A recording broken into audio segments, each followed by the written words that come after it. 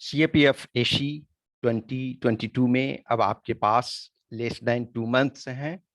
वो कहते हैं ना कि दैट टू शैल पास, तो वो भी पास कर जाएगा, वो भी बीत जाएगा। लेकिन you have to utilise properly, time को प्रॉपर यूज करना है। अब तक हमने इसके पहले 9 टेस्ट कंप्लीट किया।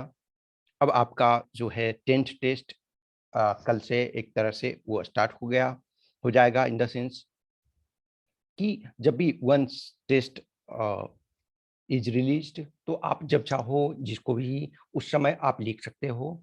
आप अपने सुविधानुसार, अपने टाइम के अनुसार चीज़ों को लिख सकते हो। लेकिन इस बात का ध्यान रखो कि अब आपके पास लेस देन 2 मंथ्स हैं और हम ये करते हैं कि नेक्स्ट वीक, वैसे करते करते टाइम निकल जाता है और परफेक्शन कभी नहीं आता है। परफेक्शन तभी आता है जब आप जितना अधिक प्रैक्टिस करोगे। किसी को भी देखो जो नेशनल लेवल का चैंपियन है, इंटरनेशनल लेवल का चैंपियन है, तो क्या आपको लगता है कि वो फर्स्ट टाइम इंटरनेशनल लेवल पे ही फाइट कर रहा है, कंटेस्ट कर रहा है या रनिंग कर रहा है? नहीं, वो उसके सबसे पहले आपको अपना नेट प्रैक्टिस सबसे जरूरी होती है। तो नेट पे जितना अधिक प्रैक्टिस करोगे, वहाँ सक्सेस के उतने अच्छे चांसेस होते हैं। हाँ, अब हर कैंडिडेट को देखोगे, हर प्लेयर को देखोगे, कोई कोच होते हैं, कोई मेंटोर होते हैं जो उनको गाइड करते हैं, जो उनको टिप्स सिखाते हैं। हाँ, ये हमेशा होना चाहिए कि जो भी आपके मेंटोर हैं, जो भी आपके गाइड हैं, जो भी आपके कोच हैं, वो उनके पास एक्सपीरियंस होना चाहिए। वो खुद उस रास्ते से गुजर चुके हुए होने चाहिए। वो खुद उस ऐसे रास्ते से होना चाहिए जहाँ उन्होंने कुछ न कुछ सफलता प्राप्त किया हो, सफलता का टेस्ट देखा हो, या सफलता का टेस्ट न देखा हो तो क्लोज में वहाँ पहुँचे थे, लेकिन उस फेलियर ने उन्हें बहुत कुछ सिखाया। ये सारी चीजें कुछ ना कुछ होना चाहिए। ओके, तो जो भी है आप प्रैक्टिस करो, कभी भी किसी भी चीज के लिए प्रैक्टिस करो, जितना अधिक से अधिक कर सकते हो, जहां से भी पॉसिबल हो। भी जगह से टेस्ट लिखो। टेस्ट लिखने का सबसे फायदा ये होगा कि आपको टाइम मैनेजमेंट आपका पता चलेगा और उसके बाद टाइम मैनेजमेंट की टाइम में हम लिख पा रहे हैं। और दूसरा है कि किसी चीज को हम अचानक गए एग्जाम में ब्लैंक हो गए, तो ये टेस्ट में आपको ब्लैंक हो रहे हैं तो क्यों हो रहे हैं, और किसी टॉपिक के प्रति आपका क्या नजरिया है, आप टेस्ट लिखने के पहले क्या सोचते थे इस टॉपिक को, और उसके बाद जब आपको फीडबैक मिला तब फिर क्या फीलिंग आपका चेंज हुआ, नजरिया चेंज हुआ, एटीट्यूड चेंज हुआ। वो सारे चीजों को जानने का, समझने का मौका मिलता है और फिर इंप्रूवमेंट करने का। Earlier you start better it will be. कोई यदि जस्ट इमेजिन करो कि कुछ कैंडिडेट हम 23 जनवरी से ही टेस्ट कंडक्ट करवा रहे हैं, तो बहुत सारे कैंडिडेट हैं जो पहला टेस्ट लीक है, फिर है कुछ लोग, ठीक है हम कुछ दूर पहुंच देते हैं, किसी ने कोई और टेस्ट लिखा, कोई अभी हाल में स्टार्ट किए। इवन वो कैंडिडेट भी कुछ हैं जो जुड़े हुए हैं, जो टेस्ट लिखते हैं, जो ऑलरेडी रिटर्न क्वालिफाई हैं। क्यों? क्योंकि वंस आप रिटर्न क्वालिफाई हो, आपके पास कुछ ड्रॉबैक लास्ट टाइम अटेम्प्ट में रहा, कुछ 1 मार्क से नहीं हो पाए, कुछ 2 मार्क्स से नहीं हो पाए, लेकिन फिर से आप पुश करना चाहते हो, तो वो उनको ऐसे भी कैंडिडेट हैं कि वो पुश करते हैं। वो थोड़ा सा जो एक बार रिटन क्वालिफाई कर गया, उनको तो रियल टेस्ट मिल चुका है कि यस हम इस कंडीशन में थे और इस कारण से नहीं हुआ। तो वैसे कैंडिडेट के पास और अच्छा अपॉर्चुनिटी होता है। और लेकिन जो फ्रेश से हो, तो फ्रेश में हो कोई टेंशन नहीं है। हर कोई कभी ना कभी तो फर्स्ट अटेम्प्ट ही होता है।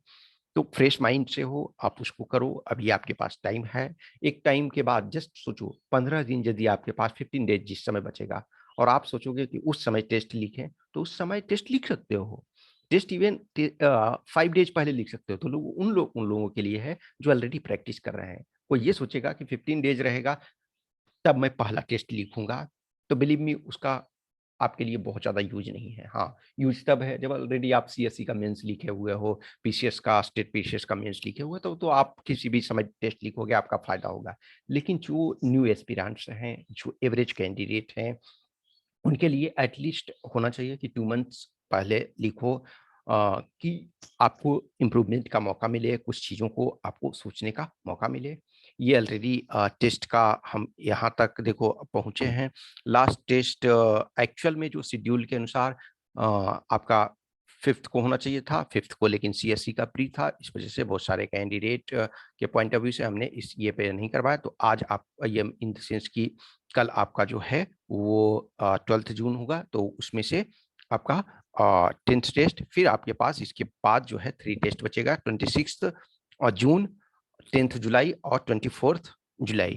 24 जुलाई के बाद देखोगे 1 वीक के गैप के बाद आपका एक्चुअल एग्जाम हो जाएगा। इसी वजह से हमने लास्ट एक तरह से रखा है कि इस वजह से कि कोई 24th को लिखते हैं, तो कोई 25th को लिखते हैं, सपोज 24th को टेस्ट रिलीज हुआ तो किसी ने 24th को ही 2 to 5 एक तरह से टेस्ट लिखा, तो उसमें भी फीडबैक ऐसा नहीं है ना कि आप लिखे और मैं तुरंत फीडबैक, अब उसमें भी 1 दिन 2 दिन 3 दिन 4 दिन का टाइम लगता है, डिपेंडिंग ऑन हमारी टाइम का और नंबर ऑफ कैंडिडेट्स और बहुत सारे काम होते हैं, तो उन सारे को देख करके तो उसमें एटलीस्ट टाइम होना चाहिए इतना कि आपके पास भी इम्प्रूव करने का। तो लेकिन ऐसा नहीं है कि कोई इस डे फर्स्ट ही टेस्ट लिखे, तो मैं समझता हूँ उसके लिए बहुत ज़्यादा उपयोगी नहीं है, अनलेस अदरवाइज यू ऑलरेडी एक वेल प्लेस्ड कंडीशन में है। ठीक है, तो आप लिखो, जितना पहले स्टार्ट करोगे उतना अच्छा होगा। और ऑब्वियसली देखो पेपर 1 है वो आप सेल्फ टेस्ट है, वो आप उसमें से सेल्फ असेस कर सकते हो कि हमारे इतने मार्क्स आ रहे हैं इतने, वो आप प्रीवियस ईयर पेपर से लेकर के कहीं भी। लेकिन पेपर 2 है, पेपर 2 का मैं समझता हूँ कि सब कैंडिडेट एबल नहीं होते हैं सेल्फ असेसमेंट के, और यदि हो तो मैं समझता हूँ कि जिस दिन आपको ये लगता है कि हम पेपर 2 में सेल्फ असेसमेंट करने के लायक हैं, सेल्फ इवेल्युएशन करने के लायक हैं, तो आपको टेस्ट लिखने की इनफैक्ट जरूरत भी नहीं होती है, मैं सबको कहता भी नहीं हूँ। ओके, और फॉर एग्जांपल जो भी हमने आपको बताया था जो भी कि सो आपका मिशन 250 स्टार्ट कर रहे हैं, तो जिन कैंडिडेट को जुड़ना है, जिन कैंडिडेट को उस पर वर्क करना है, उसके साथ वर्क करना है, आप वो फील फ्री हैं। ऑब्वियसली है उसमें बहुत सारे जो चीज़ें होंगी वो आपके कंटेंट फ्री में भी होंगे और कुछ पेड वाले भी होंगे, तो डिपेंडिंग ऑन जो आप ऑब्वियसली है डेली एटलीस्ट जुड़े हुए रहोगे तो आपको बहुत सारी चीज़ें मिलेंगी। ओके, टेस्ट या कुछ और क्वेश्चंस क्यूरी है तो आप कमेंट बॉक्स में कमेंट कर सकते हो, या इस व्हाट्सएप नंबर 8527146498 या फिर इस टेलीग्राम नंबर 7404909669 पे संपर्क कर सकते हो। Okay, thank you.